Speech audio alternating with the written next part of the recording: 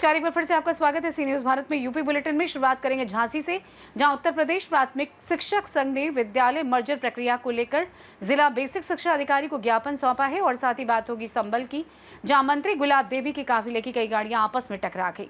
ऐसी तमाम खबरों पर करेंगे विस्तार से चर्चा। प्राथमिक शिक्षक संघ जनपद झांसी इकाई ने जिले में चल रही विद्यालय युग्मन प्रक्रिया और प्राथमिक शिक्षकों की लंबित स्थानांतरण समस्याओं को लेकर जिला बेसिक शिक्षा अधिकारी को एक ज्ञापन सौंपा। धरना कार्यक्रम की अध्यक्षता जिलाध्यक्ष अजय यादव ने की, जबकि मंच का संचालन जिला मंत्री प्रसून तिवारी ने किया। इस अवसर पर सैकड़ों शिक्षकों ने अपने संबोधन में विद्यालय युग्मन नीति को अव्यावहारिक बताते हुए इसका पुरजोर विरोध किया। ज्ञापन में कहा गया कि सरकार द्वारा विद्यालयों के युग्मन की जो नीति चलाई जा रही है, उससे ग्रामीण व दूरस्थ क्षेत्रों के बच्चों को विद्यालय आने जाने में कठिनाई होगी। छात्रों को पहले से अधिक दूरी तय करनी पड़ेगी, जिससे गरीब और पिछड़े वर्ग के बच्चों की शिक्षा पर गंभीर असर पड़ेगा। इसके साथ ही विद्यालय मर्जर से हजारों रसोइयों और प्रधानाध्यापकों की सेवाएं समाप्त होने का खतरा है, जिससे अनेक परिवारों के समक्ष रोजगार संकट उत्पन्न हो जाएगा। संघ ने आरोप लगाया कि इस प्रक्रिया को पूरा कराने के लिए विभागीय अधिकारी, प्रधानाध्यापक, ग्राम प्रधान एवं विद्यालय प्रबंधन समिति पर दबाव बना रहे हैं, ताकि विद्यालय बंद करने के पक्ष में प्रस्ताव पास कराए जा सके। उन्होंने चेतावनी दी कि यदि ये अव्यावहारिक नीति वापस नहीं ली गई और लंबित स्थानांतरण आदेश जल्द जारी नहीं हुए, तो संगठन को आंदोलन के कठोर कदम उठाने होंगे। रणनीति क्या रहेगी? ये हमारा प्रदेशी नेतृत्व जो आह्वान करेगा, उन्होंने आह्वान किया कि जनपद में सभी शिक्षकों को जागृत कर एक साथ डीएम के माध्यम से मुख्यमंत्री को ज्ञापन दीजिए।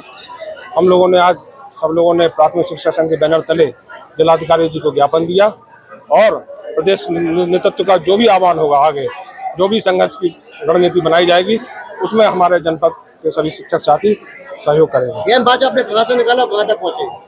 क्या यह मार्च आपने कहाँ से निकाला, कहाँ तक पहुँचे आप? हम लोग शिक्षा भवन से वहाँ पर धरने के जिला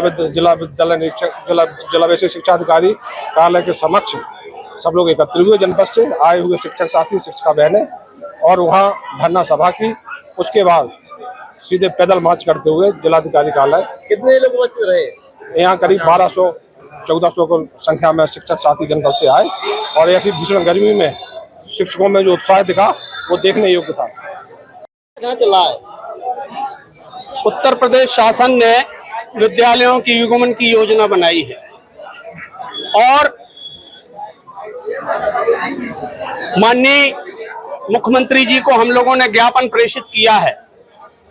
कुछ विद्यालयों की दूरी 3 से 5 किलोमीटर दूर है, तो जहां के अभिभावक अपने बच्चों को स्कूल तक भेजने में जद्दोजहद करते हो, उन्हें हम शिक्षकों को सुबह बुलाने जाना पड़ता हो, तो वो क्या 3 किलोमीटर की दूरी तय कर पाएंगे? ये उन बच्चों के साथ अन्याय है। उनकी शिक्षा को विराम दिया जा रहा है, उनकी शिक्षा को रोका जा रहा है। हमारा माननीय मुख्यमंत्री जी से करबद्ध निवेदन है, विनम्र प्रार्थना है कि इन सबको रोका जाए और उन बच्चों के हित में इस आदेश को वापस लिया जाए। मांगों को लेकर आज प्रदर्शन किया गया। हमारा जो मुख्य मुद्दा है वो हाल में ही सरकार ने लगभग 5000 हमारे प्राथमिक विद्यालयों को दूसरे विद्यालयों में मर्ज करने का एक शासनादेश जारी किया है। उससे विडंबना ये है कि अभी भी हमारे पास बच्चों का अभाव है। तो एक 3 से 5 किलोमीटर कक्षा 1 में पढ़ने वाला 6 वर्ष का बच्चा कैसे वो दूरी तय करेगा? तो कहीं ना कहीं उसका दोषी अध्यापक को ही बनाया जाएगा। और दूसरी, जो उन विद्यालयों में हमारे रसोइया कार्यरत हैं, जिनकी रोजी रोटी चलती है, वो भी आज 5000 स्कूलों के 10,000 रसोइयों का रोजगार छीना गया है। इसके अतिरिक्त और भी हमारी 14 सूत्रीय मांगे हैं, जिनको लेकर आज हमने मुख्यमंत्री जी को माननीय जिलाधिकारी के माध्यम से ज्ञापन प्रेषित किया है और उनसे पुनः ये अनुरोध किया है कि उन बच्चों को जिनकी कोई नहीं सुनता, जिनका कोई नहीं है, कृपया आप उनके मसीहा बनकर, जो सरकार ने पहले सोच करी थी कि हर 1 किलोमीटर पर हम बच्चे को विद्यालय देंगे, उस नीति को कायम करें। कहीं कहीं देशों में तो केवल एक बच्चे को पढ़ाने के लिए रेलगाड़ियां चला दी जाती हैं। हमारे इतने सहृदय मुख्यमंत्री और प्रधानमंत्री होते हुए भी 50 की संख्या के विद्यालय वाले छात्र जो विद्यालय नहीं पहुंच पाएंगे, कृपया उनके बारे में सोचें।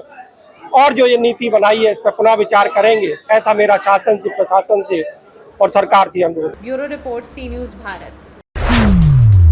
उत्तर प्रदेश के हापुड़ से इस वक्त की बड़ी खबर सामने आ रही है। प्रदेश की माध्यमिक शिक्षा राज्य मंत्री गुलाब देवी का काफिला मंगलवार दोपहर भीषण सड़क हादसे का शिकार हो गया। हादसा इतना जबरदस्त था कि काफिले की कई गाड़ियां आपस में बुरी तरह भिड़ गई। राहत की बात यह रही कि खुद मंत्री गुलाब देवी इस हादसे में बाल बाल बच गए।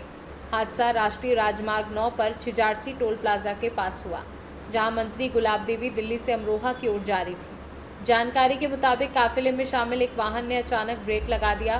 पीछे से आ रही गाड़ियां रफ्तार में थी, जिससे टक्कर इतनी जोरदार थी कि 3 से 4 गाड़ियां एक के बाद एक भिड़ गई। गाड़ियों के शीशे चकनाचूर हो गए और बम्पर तक उखड़ गए।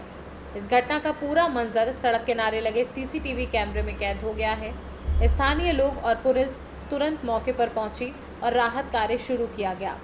गौरतलब है कि हादसे के बाद राज्य मंत्री गुलाब देवी ने खुद अपनी सुरक्षा में तैनात अधिकारियों और ड्राइवरों की हालत का जायजा लिया। गनीमत रही कि किसी को गंभीर चोट नहीं आई। इस हादसे ने एक बार फिर सवाल खड़े कर दिए हैं कि वीआईपी काफिलों की सुरक्षा व्यवस्था और ट्रैफिक प्रबंधन में कहीं न कहीं बड़ी चूक हो रही है। देखिए, क्या मामला हुआ, किसका एक्सीडेंट हुआ है? हमारी माननीय मंत्री गुलाब देवी जी दिल्ली जा रही थी, तो टोल पे एक गाड़ी ने अचानक ब्रेक लगा दिए। तो ब्रेक लगाने से लगातार 3 गाड़ियां आपस में लग गईं। तो माननीय मंत्री जी को भी हल्की फुल्की चोटें आई हैं, तो उन्हें यहाँ हॉस्पिटल ले गए। वैसे बिल्कुल ठीक। संभल से सी न्यूज़ संवाददाता राहुल पाठक की रिपोर्ट। जनपद सोनभद्र के समाजवादी छात्र सभा के महासचिव एवं पूर्व छात्र संघ अध्यक्ष हिमांशु यादव के नेतृत्व में राज्यपाल उत्तर प्रदेश सरकार के नाम ज्ञापन जिलाधिकारी सोनभद्र को सौंपा गया। इस दौरान समाजवादी छात्र सभा के जिला महासचिव एवं पूर्व छात्र संघ अध्यक्ष हिमांशु यादव ने कहा कि उत्तर प्रदेश की भाजपा सरकार द्वारा लगभग 5000 सरकारी प्राइमरी स्कूल बंद किए जा रहे हैं, जबकि उसमें पढ़ने वाले अनुसूचित जाति, पिछड़ी जाति, अल्पसंख्यक, आदिवासी, गरीब किसान के बच्चों को उन स्कूलों में विलय करने की नीति पर काम कर रही है, जिसका उन बच्चों पर बहुत ही प्रतिकूल प्रभाव पड़ सकता है। ऐसी स्थिति में बच्चों की पढ़ाई बाधित हो सकती है, जो कि दुर्भाग्यपूर्ण है। इस स्थिति में समाजवादी छात्र सभा पूरे प्रदेश में व्यापक आंदोलन करने को बाध्य होगा, जिसकी सारी जिम्मेदारी शासन प्रशासन की होगी। आपका परिचय? जी नमस्कार, मेरा नाम हिमांशु यादव, पूर्व छात्र संघ अध्यक्ष ओबरा पीजी कॉलेज, समाजवादी छात्र सभा जिला महासचिव सोनभद्र। किस मामले को लेकर डीएम साहब क्या आपने प्रदर्शन किया? जी, इस समय वर्तमान सरकार ने जो निर्णय लिया, प्राथमिक विद्यालय के 5000 जो स्कूल को मर्ज विलय करने का उनका निर्णय लिया गया, वो जो गलत है। वहाँ के आसपास के बच्चों को समस्या होगी, दूर दराज जाना पड़ेगा। साथ साथ सरकार की मंशा है कि रोजगार न देने का है, इसलिए ऐसा निर्णय कर रही है। और उनकी प्राथमिकता जो प्राइवेट करने करने के विचार है, ये सब भी गलत है। मांग पूरा न होने पर क्या किया जाएगा? अगर मांग पूरा नहीं हो जाएगा तो समाजवादी छात्र सभा पूरे प्रदेश में आंदोलन करेगा। सोनभद्र से सी न्यूज़ संवाददाता कुंदन चौधरी की रिपोर्ट। यूपी के बलिया में पूर्व प्रधानमंत्री चंद्रशेखर सिंह की 18वीं पुण्यतिथि मनाई गई। इस अवसर पर शेखर फाउंडेशन और चंद्रशेखर विचार मंच के तत्वाधान में चंद्रशेखर उद्यान में एक कार्यक्रम का आयोजन किया गया। कार्यक्रम में वक्ताओं ने उनकी प्रतिमा पर पुष्प अर्पित कर उनके व्यक्तित्व और कृतित्व पर प्रकाश डाला। सदस्य विधान परिषद रविशंकर सिंह पप्पू समेत तमाम लोगों ने चंद्रशेखर की प्रतिमा पर माल्यार्पण व पुष्पांजलि अर्पित की। आइए जानते हैं जेपी सिंह का इस विषय में क्या कुछ कहना था। जी, अपने परिचय बता दें। जेपी सिंह, भाखा रेती बलिया। आज यहाँ पे किस तरह का कार्यक्रम का आयोजन किया गया था और क्या कहेंगे इस अवसर पे आप? आज माननीय सभ्य चंद्रशेखर जी की 18वीं पुण्यतिथि थी। उपलक्ष्य में सभी लोग आए हैं। हर साल के बाद इस साल मन रहा है। क्या कहेंगे चंद्रशेखर जी के बारे में, किस तरह के विचार के ध्वनि थे? सभ्य चंद्रशेखर जी के विषय में बहुत कहने की कोई जरूरत नहीं है। सर्वमान्य नेता थे, वहाँ का विपरीत चलने वाले में से थे। अपनी बात कहने के बाद उनको लगता था कि इससे सही कुछ उत्तर बात नहीं हो सकता। अपनी बाकी से कहते भी थे और किसी दल पार्टी से कम अच्छे कामों से ज़्यादा जुड़े थे। सही बात कहने में कोई संकोच नहीं था, कोई हिचक नहीं था। सही बात बोलने में उनको कोई हिचक नहीं था। ऐसे नेता थे तो आज भी लोग याद कर रहे हैं और उसकी कमी को महसूस भी कर रहे हैं। बलिया जिला में 50 जगह बनाया गया। बलिया जनपद में 50 जगह उनकी पुण्यतिथि मनाई जा रही है, जो अपने आप में एक परिचय है।